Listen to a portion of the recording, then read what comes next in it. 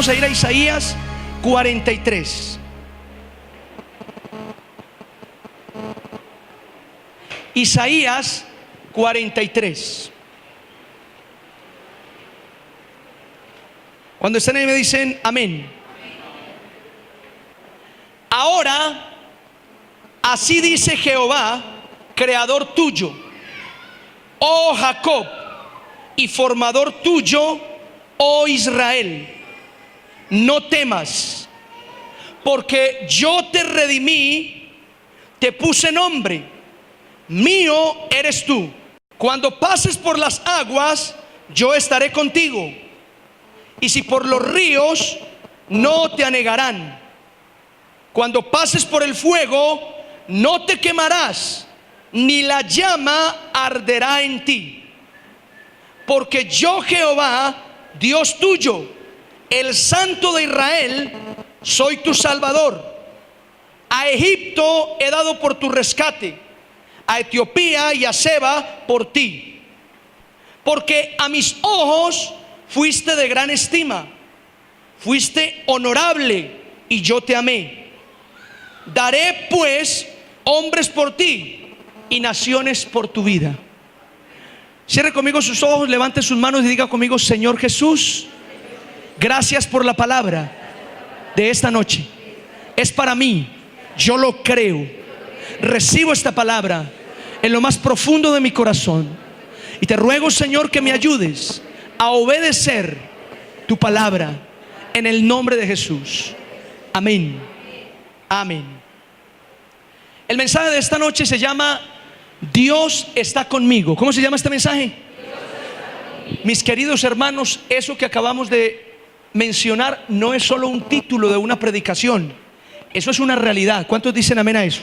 Mire, levante sus manos conmigo y con toda la fe que usted tiene, con toda la fe que usted alcance a tener, declare conmigo: Dios está conmigo. Vamos, dígalo otra vez creyendo: Dios está conmigo. Una vez más, dilo: Dios está conmigo. ¿Lo creen? Amén. Mira que está a tu lado, dile: Dios está contigo.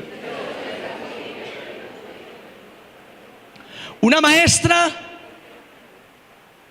le estaba enseñando a sus estudiantes sobre la fidelidad de Dios.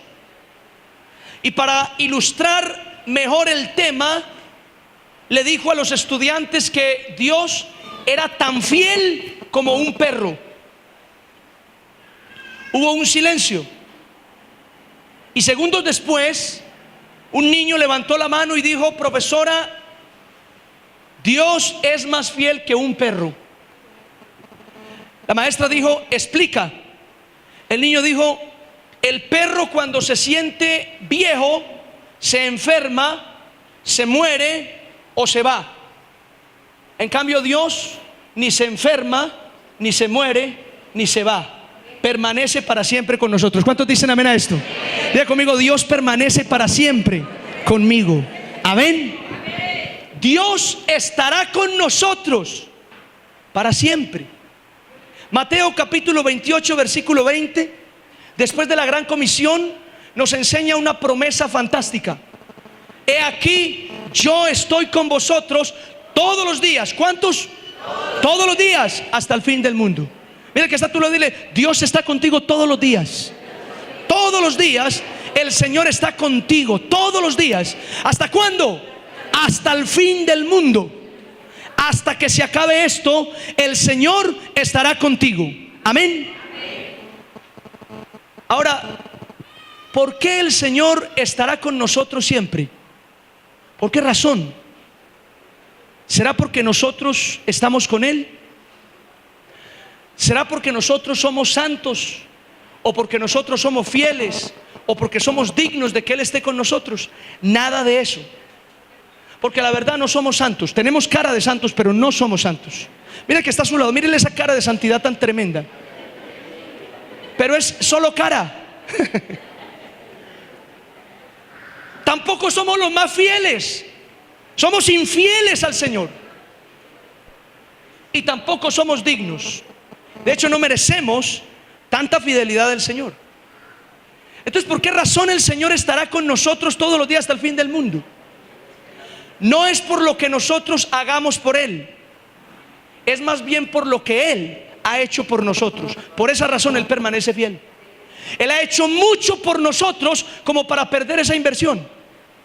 Él ha hecho mucho por tu vida como para dejarte perder. Él vino a la tierra, murió en la cruz por tus pecados, resucitó de entre los muertos, y todo eso lo hizo por ti. No te va a dejar perder. Él te va a acompañar y va a estar contigo para siempre. ¿Cuántos dicen amén a esto? El pasaje nos dice que el Señor es creador, formador, el que nos redime, el que nos pone nombre, el que nos compró. Eso está diciendo el pasaje. Así dice el Señor: creador tuyo, oh Israel, formador tuyo, oh Jacob. Yo te redimí, te puse nombre, mío eres tú. Mire todo lo que el Señor ha hecho por el pueblo. Eso es lo mismo que el Señor ha hecho por nosotros. Nos creó, nos formó, nos redimió, nos puso nombre, nos compró y somos pertenencia de Él. ¿Amén o no? Amén. Por todo eso es que el Señor no nos va a dejar. Por todo eso es que el Señor nos va a amparar hasta el fin del mundo. Y eso es una buena noticia. ¿Cuántos se alegran con esa noticia? Amén. Eso es una buena noticia. El pasaje que acabamos de leer, Dios habla al pueblo de Israel a través del profeta Isaías. Y el mensaje en este texto que les he leído es uno solo.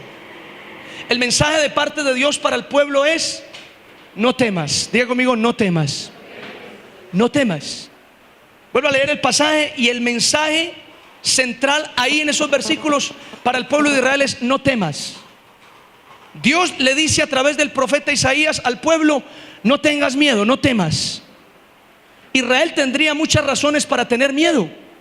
Estaba cautivo, las ciudades habían sido destruidas, sus enemigos se habían enseñoreado de ellos, los tenían como esclavos.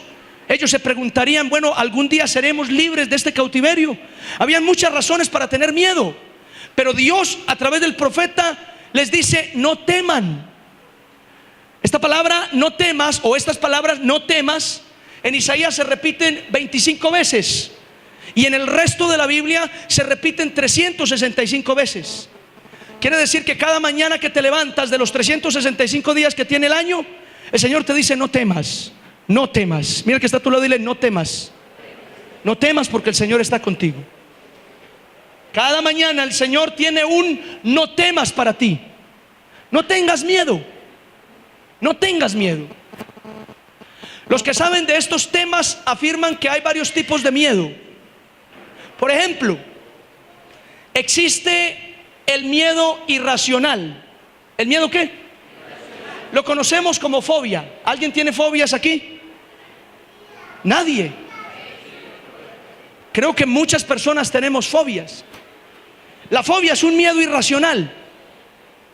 Es un miedo que, aunque tú quieras explicarle a la persona, ella no lo va a comprender. Si una persona le teme a las cucarachas o a los ratones, no importa que tú le digas: mira, el ratón no hace nada, mira cómo es de bonito, ella no lo va a entender. Es verdad que no hace nada, pero es irracional el miedo. Ella le tiene un pánico terrible. Hay distintas fobias. Hay claustrofobia, el miedo a estar ahí encerrado. Una de mis fobias era, esto es una buena noticia, hermanos, la superé. Una de mis fobias eran los sapos. Para mí el sapo era el animal más terrible de toda la historia. ¿Qué cuento de cocodrilos, de leones, de culebras? Eso no, eso yo lo domino. Los sapos eran los animales más terribles del planeta. Eran, porque no sé si fue que el Señor se ensañó conmigo, pero últimamente con estos aguaceros los sapos se me meten a la casa. Y yo trato de escudarme en mi esposa, pero mi esposa le da más miedo que a mí.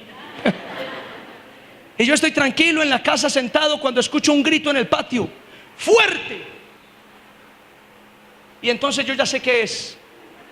Es un sapo que yo tengo que sacar. Y yo le oro al Señor: Padre, en el nombre de Jesús, Señor, adiestra mis manos para la batalla. Bueno, para mí es una batalla. Sacar ese sapo para mí es una batalla terrible.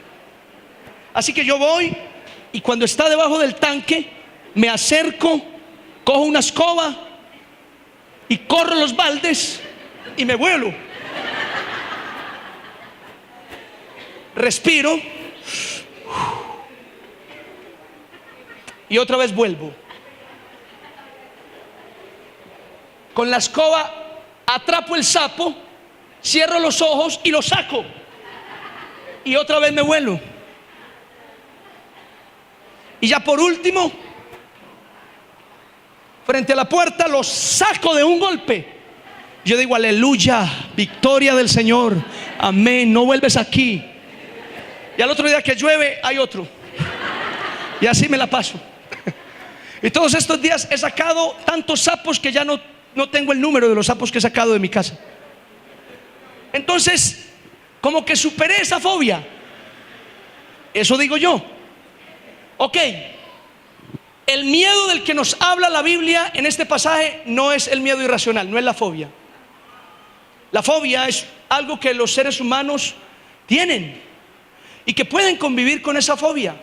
Es más, esa fobia no les va a impedir desarrollarse en su vida, lograr objetivos, lograr metas, avanzar. Aunque en algunos casos, paréntesis, puede causar serios problemas esa fobia. Pero el pasaje no nos está hablando de la fobia. El Señor no te está diciendo no tengas fobia. De eso no nos está hablando. De ese no es el tipo de miedo que se menciona en este pasaje. Ahora, otro tipo de miedo, dicen los que saben del tema, es el miedo natural. Diga conmigo, el miedo natural.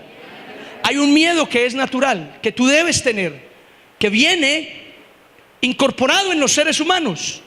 Ese miedo que es natural es el miedo que nos permite medir riesgos para no enfrentar peligros o perder la vida en algún intento o en alguna maraña. Perdónenme en el término. Por el miedo natural es que usted no se lanza de un edificio así como así. Por el miedo natural es que usted no toma un vehículo y arranca a toda velocidad, porque usted sabe que hay un peligro inminente y por ese peligro usted se guarda, usted es prudente. Es una especie de miedo que nos pone límites para no estar arriesgando la vida. Entonces es natural. Ok, de ese miedo tampoco nos está hablando el pasaje, porque ese miedo natural hasta cierto punto es normal y necesario que esté en tu vida. Pero otro tipo de miedo, dicen los expertos, es el miedo neurótico. Diga conmigo, miedo neurótico. Tiene que ver con las emociones, con lo psicológico. Y este miedo neurótico, mis queridos hermanos, es un miedo obviamente emocional, causado por la ansiedad, por sensaciones desagradables. Es un miedo que puede llegar a convertirse en terror. En terror. A la luz de la Biblia podríamos decir que este miedo neurótico no es solo algo emocional, sino que también es algo espiritual. Como que un espíritu infunde ese miedo. Y el que es atrapado por el miedo neurótico del que les hablo, entonces, mis queridos hermanos, es la persona que tiene miedo a emprender un negocio, tiene miedo a realizar un viaje, tiene miedo a emprender un negocio porque cree que se va a quebrar, tiene miedo a emprender un viaje porque cree que va a pasar un accidente terrible, tiene miedo a salir al parque porque cree que va a estallar una bomba, tiene miedo a compartir con la gente porque cree que se van a burlar y le van a hacer daño, tiene miedo de todo. Le da un miedo que, vuelvo y digo, no es solo emocional, parece que también es espiritual.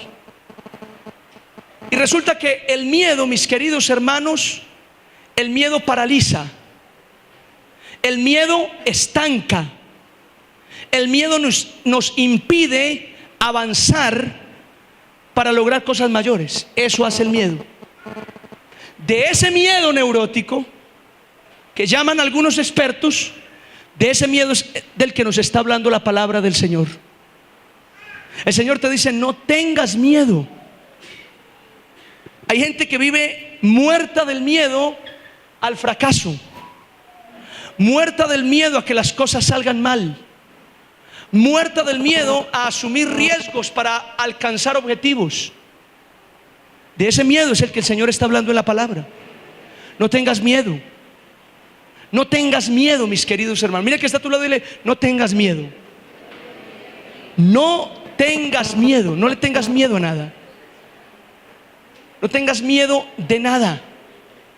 Eso es muy importante. No tener miedo. Hay una promesa en el pasaje que hemos leído. Es una promesa maravillosa. Una promesa por la cual no debemos tener miedo. Versículo 2 dice: cuando pases por las aguas, yo estaré contigo. Y si por los ríos, no te anegarán, no te hundirás, no te vas a ahogar. Cuando pases por el fuego, no te quemarás, ni la llama arderá en ti. Esa es una promesa del Señor. ¿Cuántos la reciben? Por esa promesa que el Señor te hace hoy y que le hizo al pueblo de Israel atrás, es que tú y yo no debemos tener miedo de nada, ni de emprender cosas, ni de realizar cosas. El cristiano tiene que vivir sin miedo. Levante su mano conmigo y diga: el cristiano tiene que vivir sin miedo. Sin miedo, hermanos, porque el miedo paraliza, el miedo estanca, porque el miedo no nos deja ir por más. ¿Recuerdan ustedes cuando el pueblo de Israel envió a 12 espías a reconocer la tierra prometida? Y cuando regresaron a dar el informe, el grupo de 12 venía partido en dos: un grupo de 10 y otro grupo de 2. El grupo de 10 estaba muerto del miedo. Tenían miedo porque en la tierra vieron gigantes. Tenían miedo porque, a su parecer, ellos eran como langosta delante de esos gigantes. Y con ese miedo que traían esos 10 espías, contagiaron al resto del pueblo de miedo. Ese es el miedo que dice el Señor: no lo debes tener. Adelante, avanza, lucha por tus ideas, por tus sueños, vive, haz las cosas que el Señor te manda hacer y no tengas miedo. ¿Por qué razón? Porque el Señor promete que cuando pases por las aguas, Él está contigo. Y cuando cruces los ríos, no te vas a ahogar. Cuando pases por el fuego, no te quemarás, y la llama no arderá en ti. Amén. Las aguas en este pasaje tienen un significado. Las aguas en este versículo, las aguas representan obstáculos e impedimentos. Diga conmigo: impedimentos. Impedimentos. Las aguas representan impedimentos para avanzar, impedimentos para alcanzar la bendición del Señor. Se los demuestro. Cuando Israel salió de Egipto, se encontró con el Mar Rojo, un obstáculo, pero lo cruzó por la mitad porque Dios estaba con ellos. Más adelante se encontraron el río Jordán, otro obstáculo, pero cruzaron el río y no se ahogaron porque el Señor estaba con ellos. Cuando pases por las aguas, yo estaré contigo, y si por los ríos, no te vas a ahogar. Mis queridos hermanos, representan obstáculos e impedimentos las aguas y los ríos. Impedimentos para que tú no avances, impedimentos para que tú no sigas al Señor, impedimentos para que tú no perseveres hasta el fin y eches mano de la vida eterna. Son impedimentos. Y el Señor dice: no temas, yo estoy contigo. Vendrán impedimentos, vendrán obstáculos, pero no temas, yo estoy contigo para ayudarte a superar esos obstáculos. Vendrán obstáculos en tu economía, vendrán obstáculos en tu familia, vendrán obstáculos en tu salud que te van a desanimar, que pretenden apartarte de mis caminos, pero no temas, yo estoy contigo. No te vas a ahogar, no te vas a hundir. ¿Cuántos reciben esta palabra? Díganme amén. Entonces dice el Señor que no nos vamos a ahogar ni en las aguas ni en los ríos. Y hay gente que no se ahoga ni en las aguas ni en los ríos, pero se ahoga en un vaso de agua. Es real. No nos ahogamos en el mar, no nos ahogamos en el río, pero nos ahogamos en un vaso de agua. ¿Y por qué? Si el Señor está con nosotros. Mira que está a tu lado y dígale: el Señor está con nosotros, no nos vamos a ahogar. Dígale: nada nos va a detener. Amén. De aquí hasta el día que usted parta a la eternidad, nada lo va a detener para que usted camine con el Señor. ¿Cuántos dicen amén a eso? Usted va a echar mano de la vida eterna. Dígame amén. Usted va a recibir las bendiciones del Señor. Digan amén. Usted va a alcanzar los propósitos de Dios en su vida. Digan amén. Y nada lo va a detener porque Dios está con usted. Pero vendrán obstáculos. Créanme que vendrá oposición, vendrán impedimentos, pero no te preocupes, que si es necesario el Señor vuelve a abrir el mar rojo por la mitad y detiene el río Jordán para que tú pases. Amén. Así que no temas, es decir, confía en el Señor. Dígale que está a tu lado: confía en el Señor. Tienes que confiar en el Señor. Amén. El fuego, mis queridos hermanos, también tiene un significado distinto a las aguas. El fuego representa el peligro y las amenazas por ser fiel a Dios. Diga conmigo: peligro. El fuego representa el peligro y las amenazas por ser fieles a Dios. La Biblia nos enseña eso. Sadrach, Mesach y Abednego, 3 jóvenes judíos fieles a Dios, y por ser fieles a Dios fueron lanzados al horno de fuego. Impresionantemente, el fuego no los tocó, no los quemó, ni siquiera sus ropas salieron en cenizas, nada los tocó. Porque el Señor dice: y cuando pases por el fuego, no te quemarás, ni la llama arderá en ti. Amén. Vendrán peligros y amenazas por causa del evangelio. Tal vez hoy el peligro y la amenaza que tenemos por ser fieles a Dios no es física, no es terrenal, aquí en esta parte del mundo, pero sí es espiritual. Y el diablo quiere destruir tu vida, y el diablo quiere hacerte daño, y eso es un peligro. Eso es una amenaza. El maligno respira amenazas contra tu vida, contra tu familia. Pero no te preocupes, que esos dardos encendidos, fuego del enemigo, no podrán hacerte daño, porque el Señor estará contigo. ¿Cuántos lo reciben? Dígame amén. En otras partes del mundo, las amenazas y los peligros por ser fieles a Dios, por predicar el evangelio, está latente. Hoy hay cristianos, hermanos nuestros, que pierden la vida por ser fieles a Cristo, que los están decapitando, que los están torturando, que los están masacrando por predicar el evangelio, por decir: yo soy cristiano. Esas son las amenazas, esos son los peligros por ser fieles a Dios. El apóstol Pedro dice que nuestra fe es probada por el fuego. El fuego representa eso: amenazas, peligros y al mismo tiempo pruebas de nuestra fe. Amén. Entonces el Señor te dice: mira, ni aún en los peligros ni en las amenazas tengas miedo, porque esas amenazas, esos peligros no te tocarán, no te van a quemar. ¿Cuántos reciben esta palabra? No te van a quemar. Así que yo te invito para que confíes en el Señor. Mira que está a tu lado con una seriedad impresionante. No, ya la dañé, ¿sí o no? Ya no hay seriedad. Por decirle eso, ya no hay. Pero míralo con una seriedad. Dile: confía en el Señor. Confía en Él.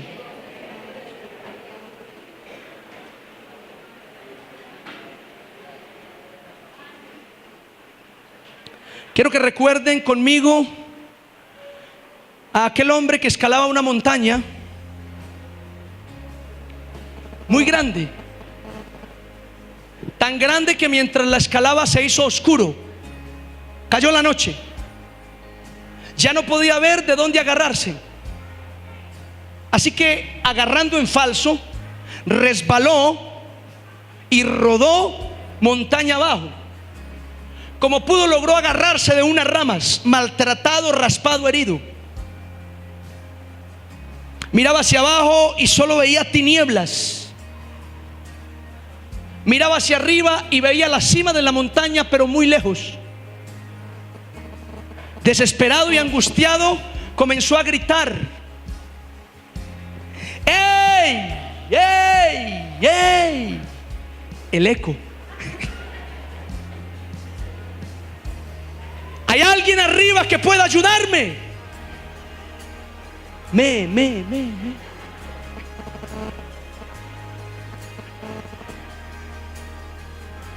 Nadie respondió. Esta vez gritó más fuerte: ¡Ey! ¡Ey! ¡Ey! ¿Hay alguien arriba que pueda ayudarme? Y el Señor le respondió: yo soy Dios. Más bonito le dijo, claro está, pero dijo: yo soy el Señor. Suéltate, que yo te voy a agarrar.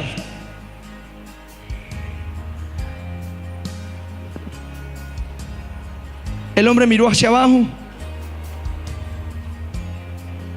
luego miró hacia arriba, volvió a mirar hacia abajo y esta vez dijo: ¡Ey! Hay otro que pueda ayudarme. Mis queridos, muchas veces somos así,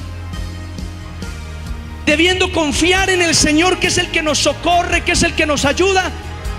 Nos angustiamos a tal punto que terminamos buscando ayuda en lo que primero encontremos, en lo que nos sirva. Mire, un paréntesis: hay cristianos que en su desespero y su angustia y su miedo terminan buscando lo que les sirva.